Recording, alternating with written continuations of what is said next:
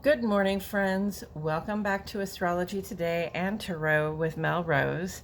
This is the Tarot portion and the second half of my daily astrology post, the first half of which you can find on my other channel, Astrology Today with Mel Rose. The idea behind this second post is to provide some further intuitive insight into the day's energies based on the day's astrological aspects.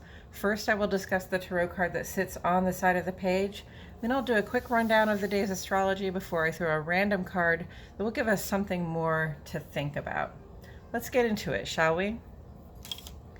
The tarot card that currently sits on the side of the page is the Nine of Swords. And we have the Nine of Swords because it relates directly to the second 10 days of the sun's transit through Gemini. So Gemini is an air sign. Here we are right in the middle of the sun's transit through Gemini, and the air sign of the sun sign translates over to the air sign of the pip card, or the suit card from tarot. And the suit that we're in is swords because that's also air, and swords is about our thoughts and our communications and the plans that we make, but also about how we use those. So we see in the Nine of Swords a moment where somebody is having a deep sense of anxiety, perhaps some hopelessness. They might be losing sleep or having bad dreams. There is a sense of anguish of both the head and the heart here, as you see those knives sort of appearing to pierce through the body, but not in a physical way, more in an allegorical way, right? So again, the swords are about the way we use our thoughts, plans, and communications. And if we're sitting up in bed in the middle of the night suffering from anguish over the thoughts, plans, and communications of ourselves or someone else, then something has got to give. First of all, we can't allow anxiety or negative thinking to get in the way of our ability to maintain our regular, stable, sort of routine, okay? For example, if you don't get enough sleep over the course of a few nights because you're trapped in a sort of web of negative thinking, then you're not going to be able to function very well out in the world with your adult responsibilities. Things start to fall by the wayside and get forgotten about, or just it can even build the anxiety when we start to let things go that needed to be taken care of, right? So this is a reminder that over-analysis of situations we cannot currently do anything about is not only bad for our heart and our mind, but it is very bad for our body.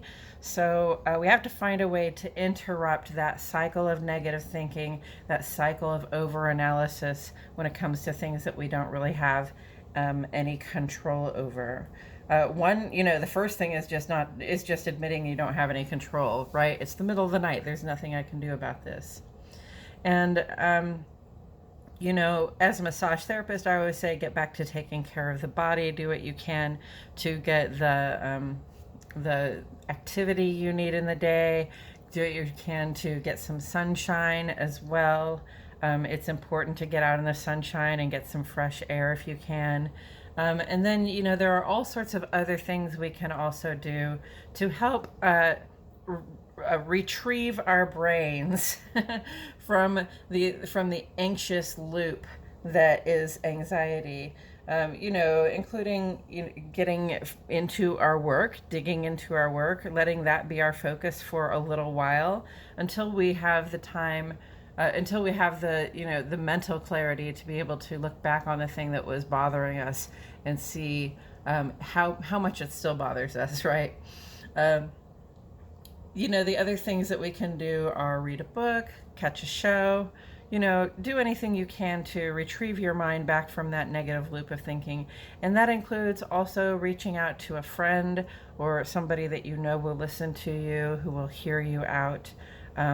Because, again, remaining in this situation is really not a tenable approach.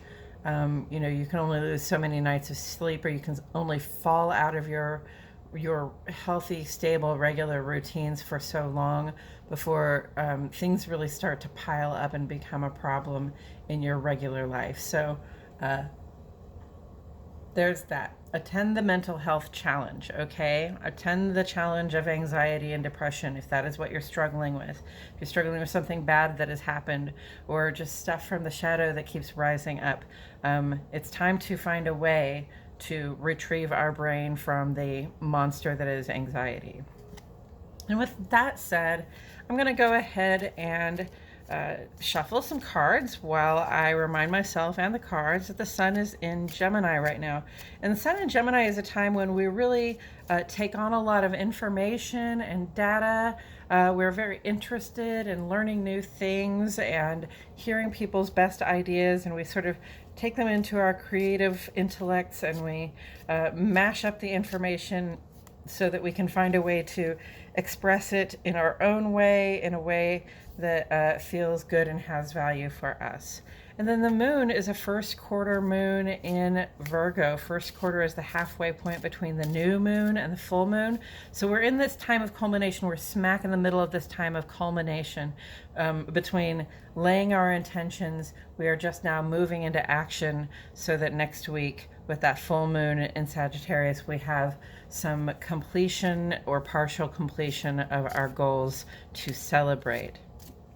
And in Virgo, I mean, this is the perfect time for Virgo, and Virgo probably finds this very satisfying because Virgo wants to solve problems, Virgo wants to find resolution, and what better thing for Virgo to see is us, getting out of the planning mode, the setting intentions mode, and kicking ourselves into action, because that's what will bring us closer to the resolution of whatever problem we perceive.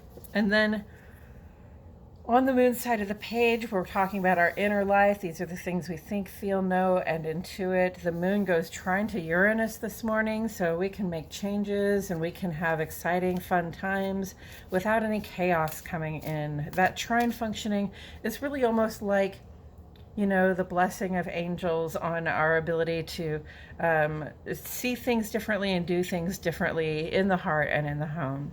And then early tomorrow morning at 1:44 Wednesday morning, moon is going to go in opposition to Neptune. And, the guidance there is look before you leap to conclusions, okay? It's easy to get deceived when moon is in opposition to Neptune. People may not intend to deceive us, or we may not intend to deceive ourselves, but still we can get the wrong idea about things. So don't just go on your hunches, seek a little evidence. On the sun side of the page today, sun went square to the moon. This is the indicator of the culmination of that first quarter moon. And, a square brings in a challenge, but a challenge is never meant to stop us. It can actually lend us a little bit of initiative as we are kicking ourselves into gear from making plans into taking action. So that's what that's all about. And then on the sun side in the ongoing column, we have Sun sextile Chiron. And this is really a time to share with others what our ideas are, what our plans are, what the best ideas, the things that we'd most like to do are with other people. And this can work out very well for us because we will have the support of the people that we share ourselves with, and they will appreciate us, and we will feel that appreciation, and it lends a boost to our self-confidence, helping us know that we're on the right track and doing what we're doing. For good reason and with the potential for good outcome. And then Mercury is trine to Pluto. This has been going on for, I think, over a month now. And it's going to come back into its full trine with Pluto. This is partly because Mercury was direct when it first went trine, and then it went retrograde, it went trine again, and then it went direct again, it went trine again. So, and Pluto went retrograde in that time as well. So they're just kind of dancing around with each other. But this trine functioning is, again, like a blessing from above that says we can gain insight into what's what's normally hidden from us, what we normally hide from ourselves. And especially with Pluto in retrograde, the transformations are happening on the inside. With Mercury having that trine functioning there, we can really see those endings and beginnings as they're coming up. We can see the changes that we're going through, and we can step into them with a little bit of being cognizant of it, being aware of it. That's very helpful. And then also Saturn is retrograde, and this is, Pluto is in its final retrograde in Capricorn for 25 or more years. And Saturn rules Capricorn, and Saturn is currently in retrograde in Aquarius, which it also rules. So this is really, Pluto's been transforming our traditions and institutions, the things that we think of foundational, both in our culture and in our families, and also on the inside of ourselves. And Saturn is here to say, those things, those structures that have stood this far, some of them are coming to their weakest point. Something might break at this time, okay? Something foundational or institutional, I really feel might break during this Saturn retrograde. And, that's an important thing to look out for, especially because in retrograde, again, the energy is focused inward toward the inner life. Okay, so we're all going through these changes, and we're all having to sort of rethink what we think of as what security is, and what is our approach to getting that stability, that foundational energy in our lives, that that baseline security. We're all having to sort of rethink what that is for us individually. So, with all of that said, I'm going to go ahead and turn this card over. We have the Six of Wands, or the Six of Rods, according to this deck. And the Six of Wands really has to do with a point where one is riding high. You have accomplished something pretty big, and there is a celebration. And you can see, like, if you're the person on the horse, right, you're the person being celebrated, and it's almost like a parade of people behind you saying, yeah, you did this thing, right? People are cheering you on. It's a time to celebrate yourself and be celebrated by other people. Yeah, so that's really nice. Taken in the context of today, fun and games without the chaos. That's really nice. You can just have a parade without it turning, you can have a parade, or you can allow people to celebrate you for what you have achieved without it becoming a big drama. And then looking before leaping to conclusions, let's also not become too arrogant about our achievements at this time. It doesn't really, it only raises us up like that for a short time, and then we've got to get on to the next achievement. And let's see.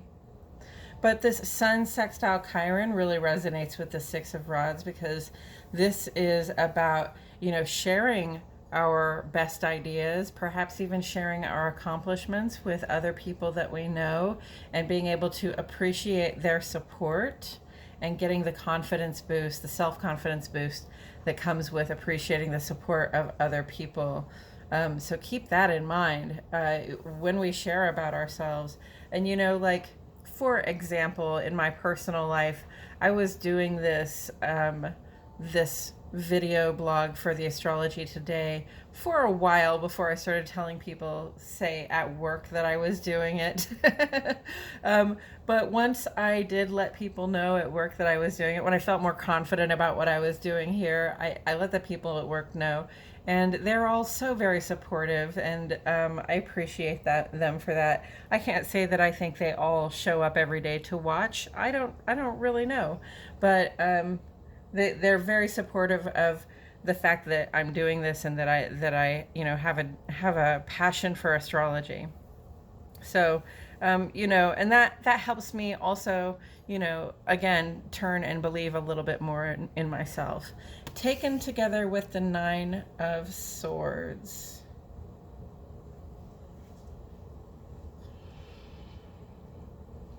Are we feeling anxious because we won, but we feel like we lost? And are we feeling upset or this mental and emotional anguish because we see somebody doing well and perhaps we don't think they deserve what they got? Those are the two things that come up most immediately for me. This is like the one person that sat at home during the celebration and just decided to fume about this person doing well. So, here's a warning not to be that person, okay? We want to use our thoughts and our words and our plans in a positive way about other people, even at times when, maybe our first impulse isn't that positive. Maybe, we feel that we have some grievance, or we feel that we have been overlooked in some way while somebody else is sort of getting all the glamour and the glory.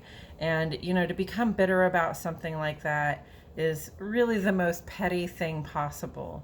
And it doesn't help you at all, and it doesn't help anybody else at all either. So I would avoid that kind of thinking. And if you find yourself in that kind of thinking, there's got to be a way to get out of it, right? We've got to retrieve our brain, and we've got to reframe that narrative to say, like, other people are successful from time to time. They're even successful at something that I like to do. Sometimes a person gets overlooked, and then sometimes somebody else, succeeds very well. And this is really just the way things happen. I had a friend who used to say random is the only fair, right? So even if you were doing your best but you didn't get the recognition you felt that you deserved, let's not begrudge the person who got the recognition you felt that you deserved, okay?